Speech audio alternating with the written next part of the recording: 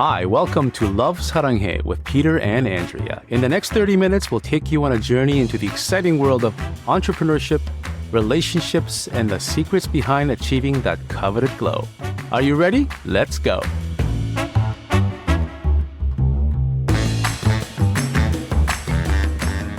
Welcome back to another episode of Love Saranghae with us, Peter and Andrea.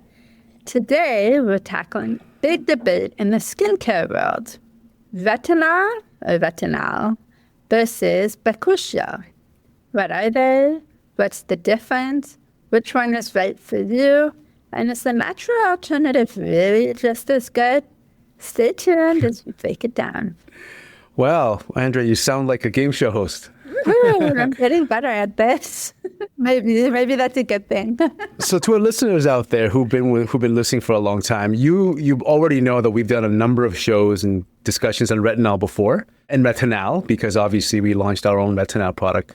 But lately, there have been some misunderstandings. One of our customers asked if Bakuchiol is a vegan source of retinol. So, and it's not. Obviously, it's a vegan retinol alternative, and I'll explain what that means. But we thought we'd do this episode to clear up some misunderstandings and maybe talk a little bit more about probably the world's most number one talked about and most popular anti-aging ingredient, which is retinol. So that's why we're doing this episode today. Another episode of retinol because it's being demanded by our customers. So here we go. And also we sell them in our website. We sell them as a duo to our Retinal and Bakuchiol. We sell them as a duo. And so we want to talk about why we do that. There's a reason behind the madness, and we're going to kind of delve into why we've made some of these decisions and how it's going to help you. Okay, so let's get going. Okay, so the first question that a lot of people have been asking is, what exactly is retinol, and why has it been a gold standard in skincare for so long? What's the big deal about retinol? Well, I don't think this is new news, but we'll go through it anyway. So retinol is vitamin A, right? Yeah. Retinol is a synthetic form of vitamin A that was discovered, or actually the chemical structure was discovered in 1946, I think it was. But the actual compound and what it does for the human body was discovered in 1912 by a Swiss chemist, I believe. So, and it has a range of benefits and also side effects for the human body. Too much retinol, too much vitamin A has been found to be harmful to the human body. If you're pregnant, you know already that you should not take retinol while you're pregnant because it leads to fetus malformations. Yeah. So there is a balance you got to play with retinol. Also breastfeeding. If they're breastfeeding, you don't use retinol either. That's right.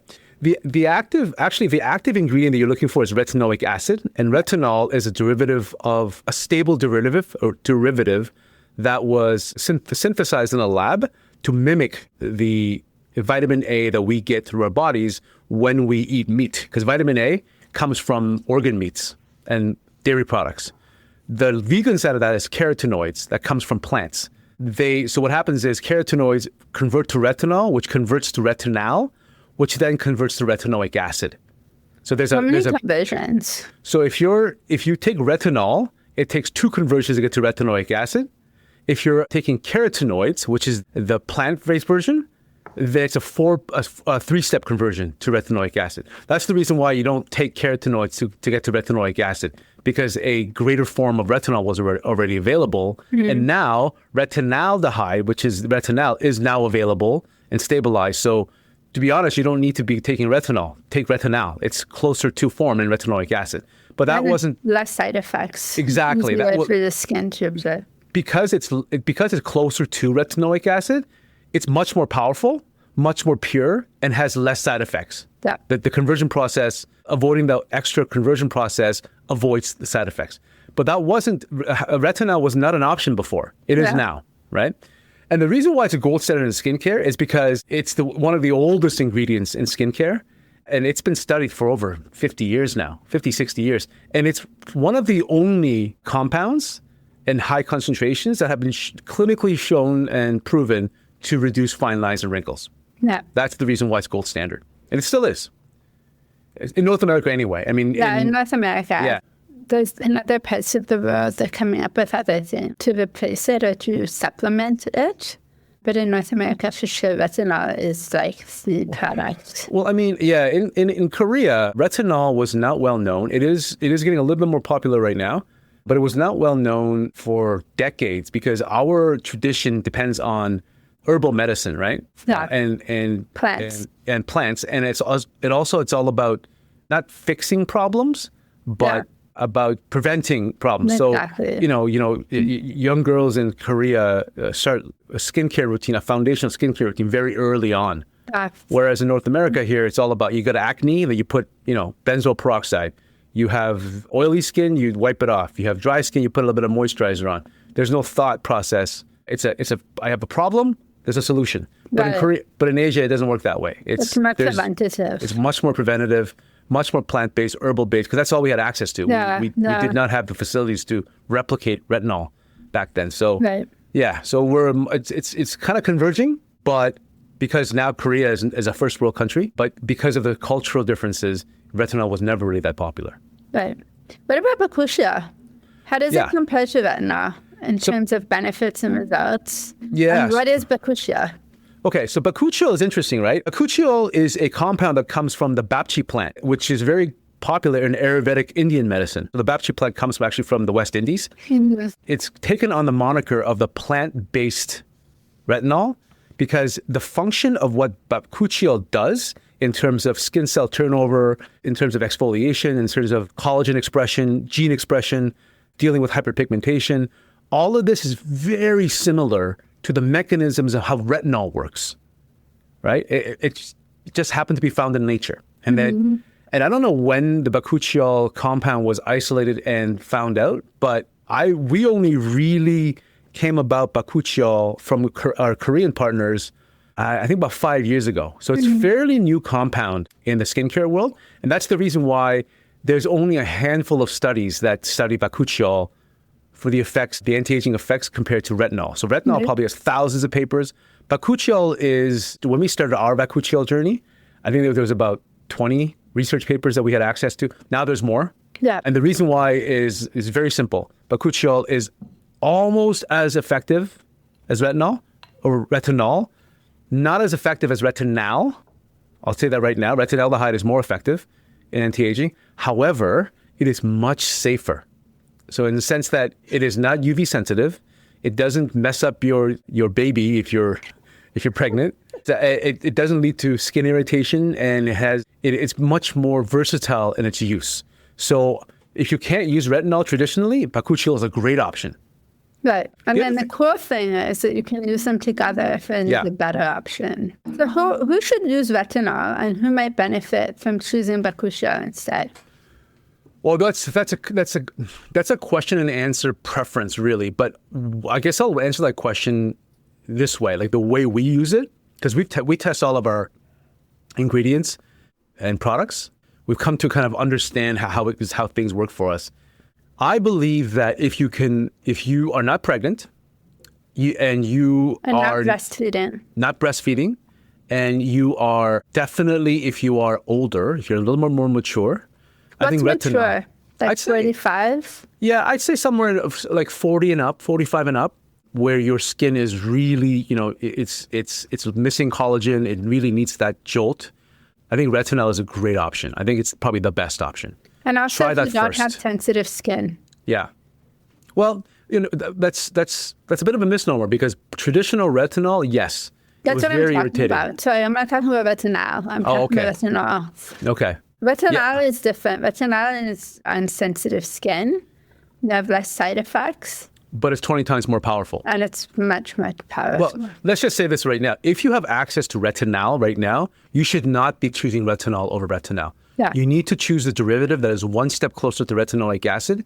It has all the benefits, not only that, 20 times more power than traditional retinol, with none of the side effects or very little of the side effects. So there's just no reason why you should be choosing retinol before retinol. The only reason why you would do so is if you're choosing like adapalene for acne or isotretinoin, which is proactive, which is a derivative of retinol. Sorry, they're a retinoid, not a retinol. But they're prescription only, so you can't buy them off the shelf anyway. So if they're not using the prescription form of retinol, then it is better to be using Retinal Always better. in every way. For sure. It works better, it's safer, less side effects, so on. Yeah, so I would choose Retinal, especially because you can really only use it for nighttime routines to start with.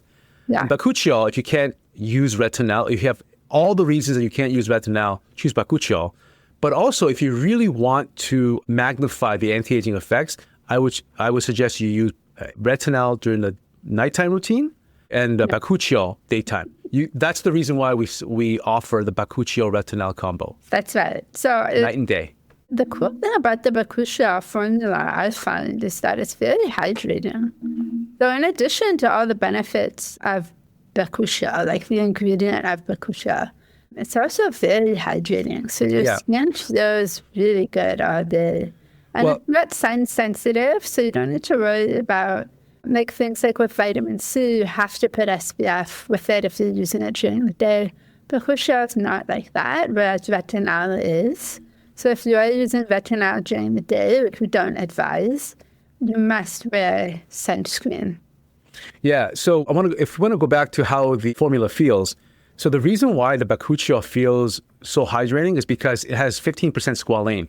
And squalane is an emollient. Right. Yeah, it really helps add a layer of hydration to your skin. And 50% is humongous amount. It's a large percentage of squalane. And that's because Bakuchiol has been known to be a skin irritant by itself. You need to wrap it around something like a squalane to make it stable and to make it a lot less irritating. Yeah, calm it right down. So, we took that into account because pure Bakuchiol has been known to be a skin irritant. Right. Interesting. Yeah. Yeah, I mean, I'll be honest, when we were testing out Bakuchiol, I remember getting, there were a few different formulas that we tried before we decided on the one that we have. And all of them didn't really agree with me until we found this formula. This specific formula is the only one that I was able to use with ease. I had no side effects. Yeah. My skin loves it. Yeah, and it took us at least a dozen stations of formulation to figure out which worked and which were stable in its form and which were not irritating. What are some of the side effects that you've seen in Retinal? Let's just talk about Retinal for the sake of you. Yeah. There's no point in talking about Retinol. The side effects are the same as Retinol, actually. For example, too much Retinal has been linked to some diseases and some metabolic issues. So again, it's just vitamin A is always a double-edged sword. You need some to have healthy body, healthy skin. Too much leads to a whole host of issues, health issues. So you gotta make sure that you walk that balance. Again, pregnant women and breastfeeding, stay off of Retinal. There's also some medications that if you are taking, you shouldn't be using Retinol. You'll have to discuss that with your doctor, but so but on the other side, if you're somebody who's never been able to use Retinol because of skin issues and skin irritations, you can still use Retinol. So go ahead and do that. Also, something to keep in mind is the cycling of the Retinol. So as Peter said earlier, using vitamin A in any form, too much of it can be toxic. It's very dangerous. So we always recommend doing a 45-day on, 45 to 60-day off. So you're using the Retinol for 45 days, and then you're not using the Retinol for another 45 to 60 days, and then you bring it back. And that gives your body time to process it and to have a break from that ingredient. Yeah, that's a really good point. So any dermatologist worth their salt will tell you never to use Retinol or any concentrated active forever, right? No. Every single day. It has a whole host of side effects. Your benefits decline precipitously while your irritation and side effects go up. So there's no point to use a ingredient for its lifetime forever without stopping. So you have to cycle it on and off. It's kind of like exercise. You have to change exercises. The two most popular ingredients in skincare right now, concentrated actives, is Retinal in our case, and vitamin C. For a variety of reasons, L-ascorbic acid, pure L-ascorbic acid is one of the best ingredients for your skin. If you go to the internet, they will tell you that you should combine Retinol and vitamin C for the best effects. So use Retinol during the night and vitamin C during the day, as long as you use SPF. I have another way of doing it, and this is one that's worked for myself and my wife as well, and Andrea as well, is cycle 45, 60 days with Retinal, go off of it. For the next 45, 60 days, use vitamin C. So cycle vitamin C and Retinal together. So on, off, on, off, nighttime, right? And then use Bakuchiol or niacinamide or any other active that's not UV sensitive during the daytime. There is no reason that you should be using Retinal and vitamin C for day and night in the same day. No reason. It's a lot of concentrated active for your skin, and you have to go off of them anyway. So why not use them as a tandem? Yeah, day 1 to day 45, Retinal day 46 to day 90, vitamin C day 91 to so on and so forth. That's the way I recommend it. Exactly.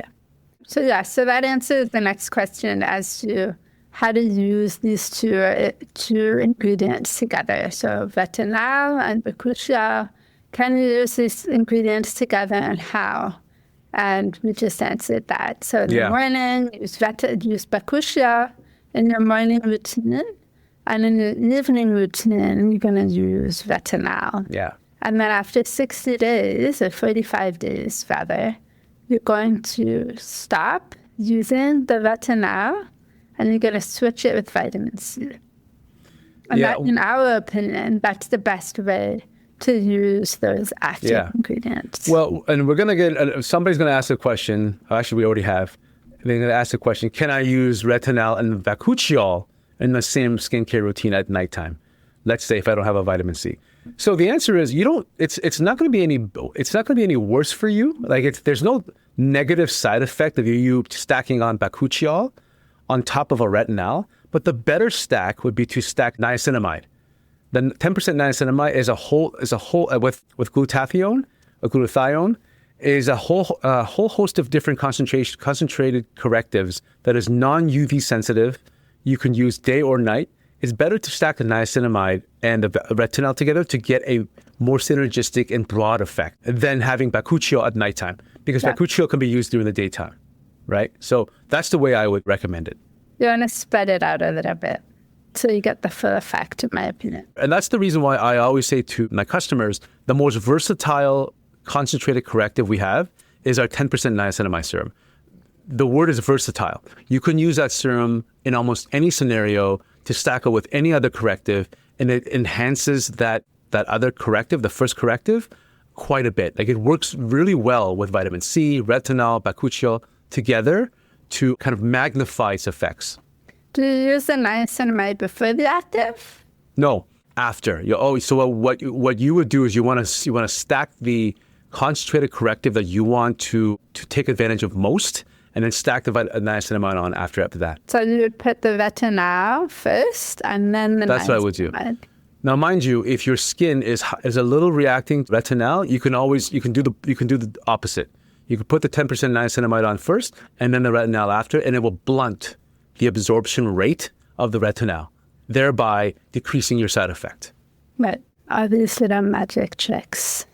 I mean, the reality is there's no right or wrong answer, right? Like the way you use we have a general guideline, the 5 pillars of skincare, which is cleansing, exfoliating, concentrated correctives, anti-inflammatory, and moisturization. And then the second pillar is lightest to thickest, which is like serums, essences, gels before creams. But these are just guidelines. Some people will not work well with those.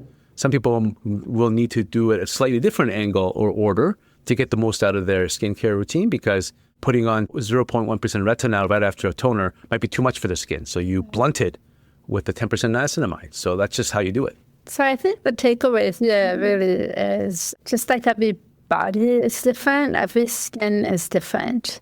And we are giving you what works for most. Yeah. And what we see to be the most effective. However, if you have tested it in the way that we've suggested, and it isn't ideal, then definitely feel free to experiment in different ways to find what's best suited to you and your unique skin. So that would be our advice, but for sure, everyone is different, and you will need to do a little bit of trial and error and testing to see if that is actually what is best for you. And we're here to support you if you have questions on how best to do that. But I think that's it for today. That's a wrap of our Love Saranghae podcast with us, Peter and Andrea. We hope this helped you understand the key differences between retinol, and Bakuchiol, and how to make the right choice for you and your skin. If you have any other questions, as always, about either of these, please reach out. We're always here for you and all of your skincare needs. Until next time, I'll see you soon. Cheers. Thanks for listening to Love Saranghae with us, Peter and Andrea. If you've enjoyed this episode, leave us a review. Your ratings and reviews help more people like you find our show. Don't forget to subscribe so you never miss an episode, and share this podcast with someone you think would love it. Until next time, love yourself, love one another, and love the world.